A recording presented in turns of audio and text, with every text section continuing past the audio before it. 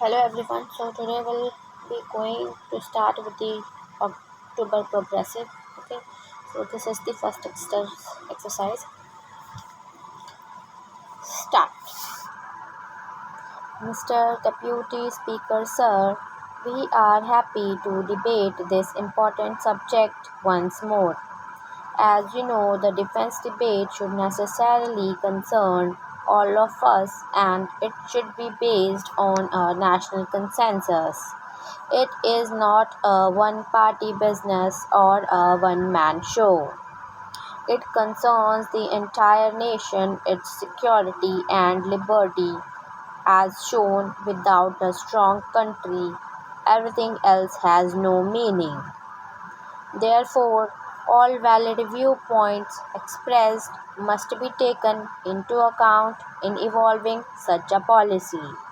We have been warned about various threats as evident in this report of the Defense Ministry, and my only criticism, if at all I should say, is that a time has come when this nation expects that those threats and our counter postures to meet those threats must be spelled out more wisely.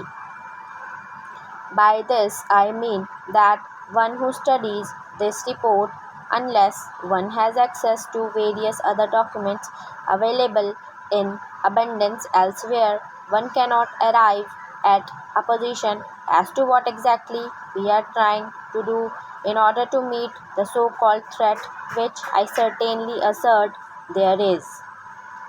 I think a time has come when the country should be taken into confidence, when the members of parliament should be taken into confidence as to what exactly we mean and what exactly we are going to do, and a slightly better understanding should be reflected by the defense ministry towards this point. I certainly do not wish that classified items are to be made available. They are certainly the prerogative of the administration to keep, but they should give us, at least in general terms, that we are expected to know.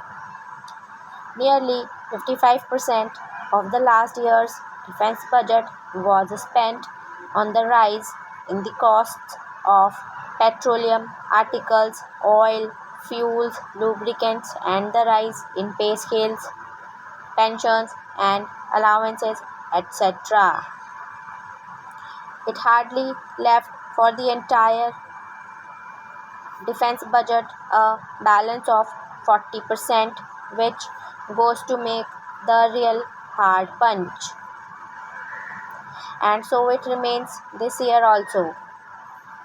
This position has to be rectified in the coming months, and also this is a cause for concern. I have the greatest regard for the Honorable Defense Minister, and I know that he is a man of action and that he will take this point into account so that our defenses do not lack the punch that we want to have.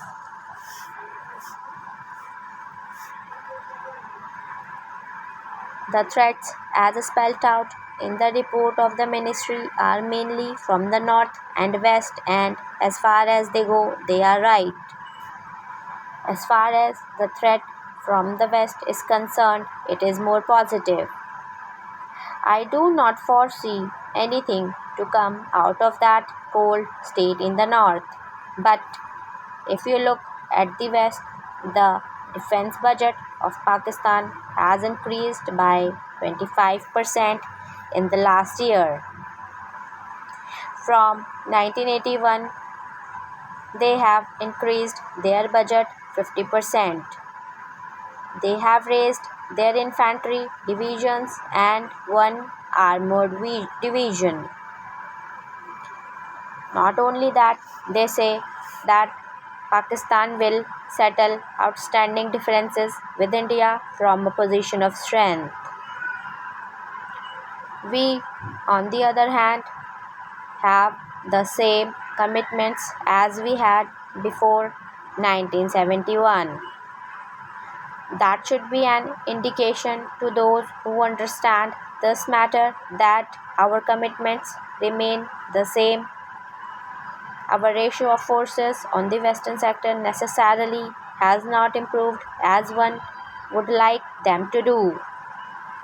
Together with this, the leadership of Pakistan is known for diverting the attention of their people from the various troubles that they have inside their country and creating tensions along the western border, which concerns us.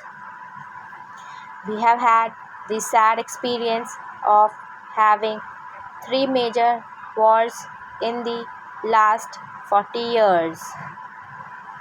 The increase in the Air Force of Pakistan has also to be noted. It is no good just not giving any importance to the idea that they do not have an industrial base and therefore it does not constitute any threat to us. I beg to remind the House that initially and basically they and we are from the same race, from the same stock, possessing the same skill and same resourcefulness. So one should not underestimate the capacity that they have for doing all this. I wish to say in all humility that specially attention must be paid towards this. They are now getting in the pipeline perhaps some more missiles and more anti-tank weapons and aircrafts which give them a qualitative edge over us. Now, the other factor that needs to be taken into account is China's own way of thinking. Compelled by its own national security angles, it has left its old narrow position and has now gone into a lot of technical and technological cooperation with the Western countries. So, there should be no doubt that when production starts flowing out of China in this new generation of armaments, it will certainly flow into the pipeline to Pakistan. All these factors should be taken into account by the Ministry of Defense staff.